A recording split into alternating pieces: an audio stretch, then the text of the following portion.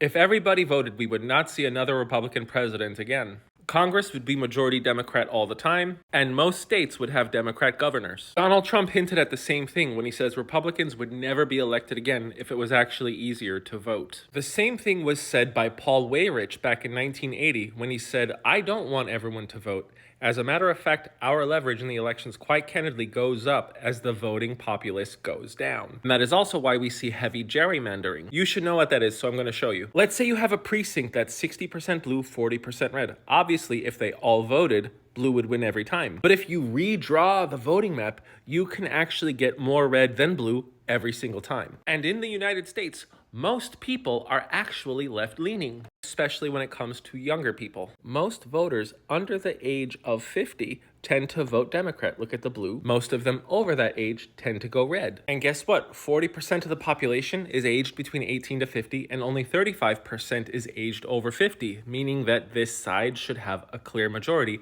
if everybody voted. But it goes even deeper than that. Look at this voter percentage by age group of the 2020 election. The voter percentage of people over the age of 45 and of course over 65 totaled 60%, quite a lot, while the younger group only had 40%. But if you look at total eligible voters, you'll see that the younger bloc actually has 45% of the voter distribution. So there is a degree of underrepresentation among the young voters. Now let's look at the voting age population by ethnicity. 66% of all votes in the 2020 election were by white people. If you look at the white voting population by age group, you could see that over 50% in each group voted for Donald Trump. But there is enough of a voter turnout in all of the other ethnicities that secured Biden's victory. And you might be thinking, holy cow, white people have such an overwhelming majority for the conservatives. But don't forget that between 20 to 30% of white eligible voters don't vote. The Pew Research Center said in 2014 that the majority of non-voters tend to lean towards Democrat. Then, of course, are the independents, who make up about 30 to 38% of the voting population. And would you look at that?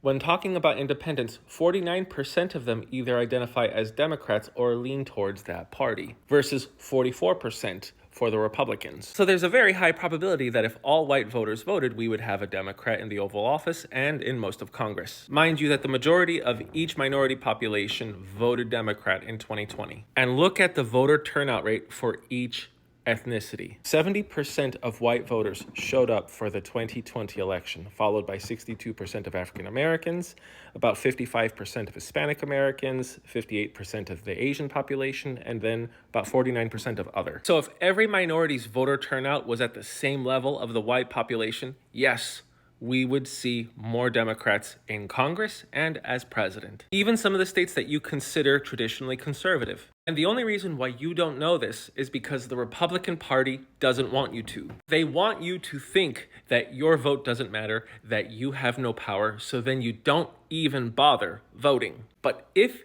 you did, you would most likely see progressive taxation, meaning that corporations and very wealthy people pay higher tax rates. Stronger support for labor rights, meaning that the American worker will probably have better benefits. Healthcare reform, also known as Obamacare, which Trump swore he would destroy, but he ended up upholding it. More social safety nets, and of course, better education and workforce development, less privatizing of it. And most importantly, in my opinion, infrastructure investment, which is something that only Democrat presidents have been able to deliver since 1970. My name is the Geo Husar, and if you believe that conservatives are harming this country more than helping it, know that you are part of the majority, but you cannot be the silent majority if you want things to change.